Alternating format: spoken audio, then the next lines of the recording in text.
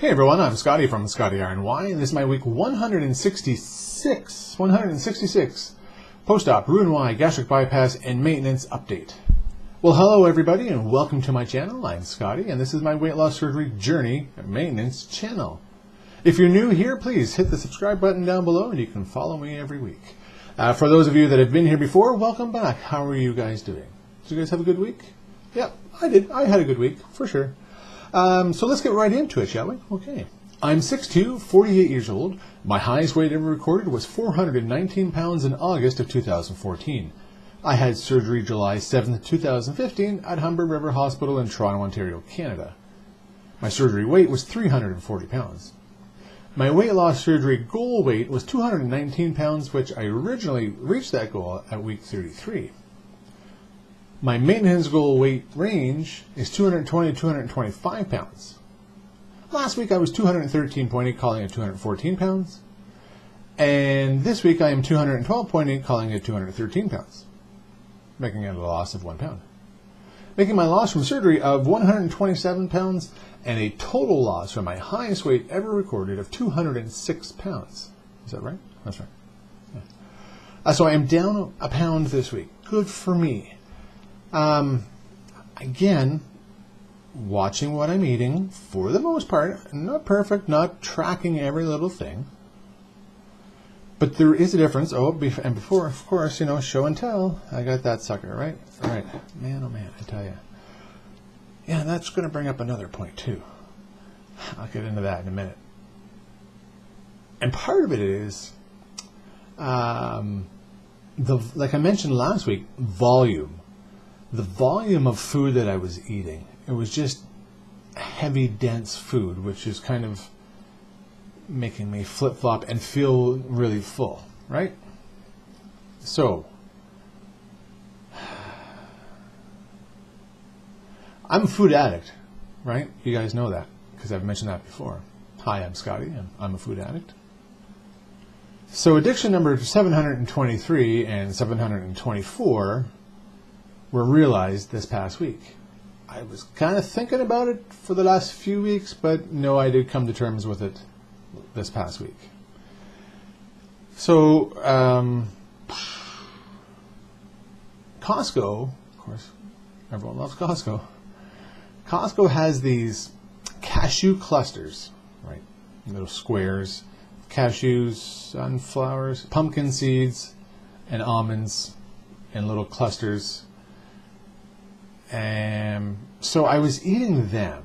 Now I had them long time ago, but a few weeks ago, for whatever reason, I picked up them and I'm like, okay, you know, I think I was trying to find a substitute for something to eat while at work or while on the go, just something like a grab and go kind of thing.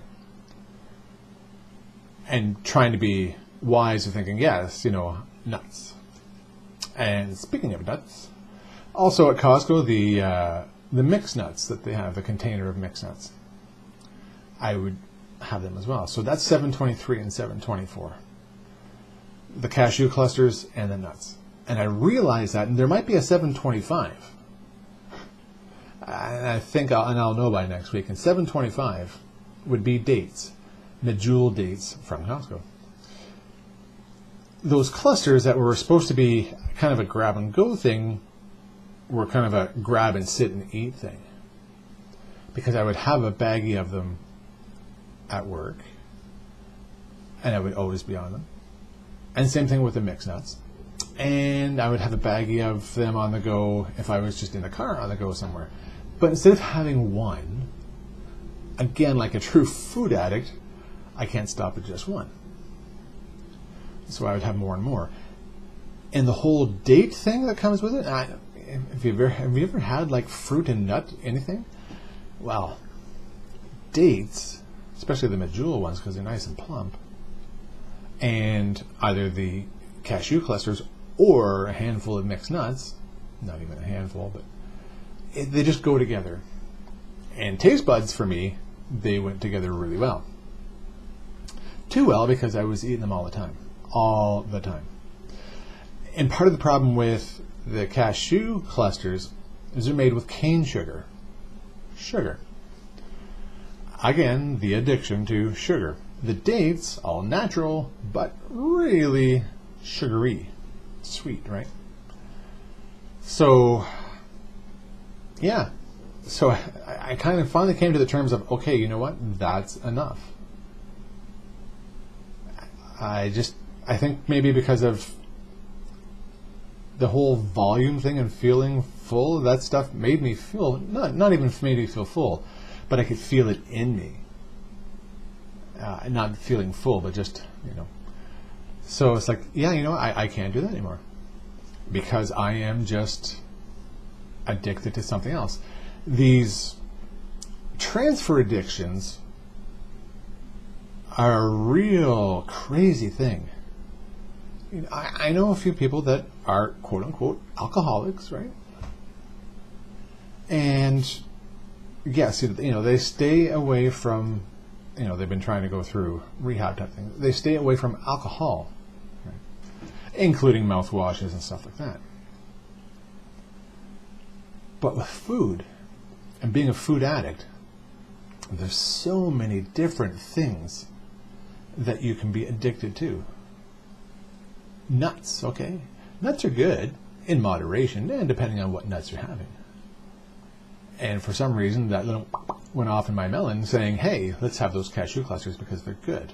Well, they're not. They are tasty, but they're just not good for us because of the sugar and all that.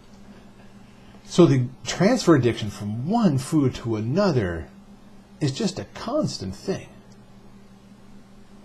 Again, catching myself and realizing this, and that's part of being mindful. And I think part of it too is a class that I took back in the winter time, early spring, about mindfulness. We may not catch things enough before they actually start, but as they're going, we can kind of be mindful enough to go, hey now, you're an all-star. No. Hey now, let's stop that, right? And that's just it. I keep finding myself in those transfer addictions, but being able to catch myself saying, well, that's it. And I'm really thankful for that because food is always on my mind, and I don't know about you if it's on your mind all the time, but it is, because that's what we are and that's what we revolve around. So going from one to another to another to another, just transferring that along. The only good thing is noticing the signs of when to catch it, right? Not like 4 years ago when I was 419 pounds and wasn't able to catch it. So I'm able to catch it now. So, and I don't know if I asked this before, and thank you for the comments down below from the last time. I appreciate that. So this week, let me know, have you experienced this kind of transfer addiction where you were addicted to some kind of food and then you realize, oh no, and I stopped. And then at some point, a month, 2 months, a week later, you're on to a different food thinking that you're doing yourself, good by doing that, by eating that, and then realizing down the road, hey, no, I'm addicted to that too. It's incredible how we can just naturally float from one to another like that.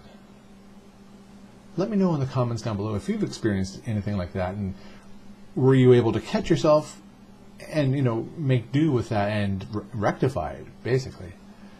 Would you avoid that kind of thing again? I know I would. Like the cashew clusters, I might have again in a year's time or something like that, but I'm not going to the store to buy them anymore. Nuts, I'd be willing to buy them again, but if I do, I will make sure that I keep them in smaller portions and just stick to a portion and not just feeding off them like there's no tomorrow. Yeah, and I totally forgot what I was going to say earlier, and I was going to write it down, but I didn't want to be rude on camera. Anyways, so aside from that, one of my other food addictions is chocolate. I completely try to avoid chocolate, right? Except for my protein shake. I realized like before, and I shared with you guys how I became addicted to protein bars. So my protein shakes are the chocolate ones, and that's all the chocolate that I get.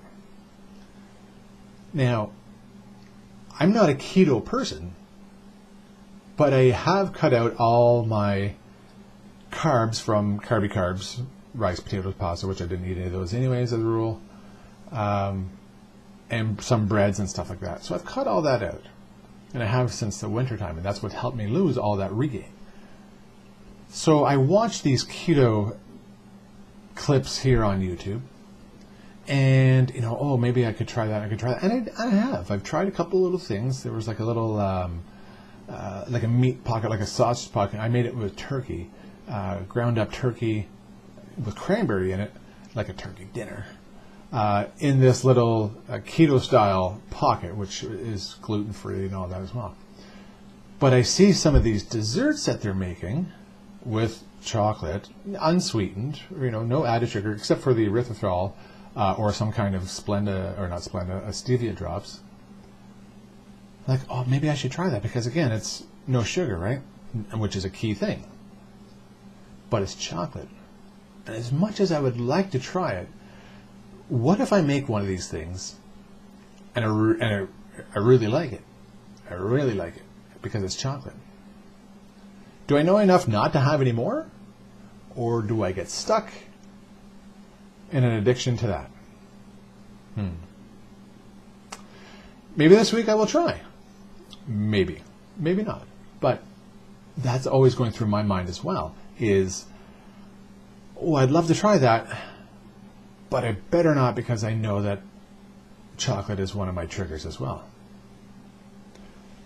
Do you know that? Do you have something that you would love to try? You saw a recipe somewhere, whether it be a dessert or some kind of meal, and you think, no, you better not, because that might trigger some more. Let me know in the comments down below, because I'd like to know what you guys feel about stuff like that. Is it a slippery slope by trying it? Could be. But I think because I'm so focused right now on my easy to pick up addictions, I could try it, but then realize, okay, I have tried it, it was great, maybe I can use it for a party down the road, but I don't need to have it every week or something in my diet like that. So we will see. Come back next week and we'll see what happens if I've gone ahead and experimented with some of these desserty things with chocolate. Yeah, because I haven't, right? So anyways, and that's that for the most part. But yeah, the volume was really low this week. So addictions number 723, 724, and I might as well just say 725 was those dates, right? Yeah, I've got it because, again. Anyways, and that's my story for this week. So thanks again, you guys, for subscribing. And if you're new, again, please feel free to subscribe down below and come back again next Tuesday whenever I have another video for you. Don't forget to like the videos, because yes, we always like to be liked, and everything in between. Thanks again, everybody, and remember, not every day is fantastic, but at least I have the opportunity to live every day. Until next time, take care, and bye-bye.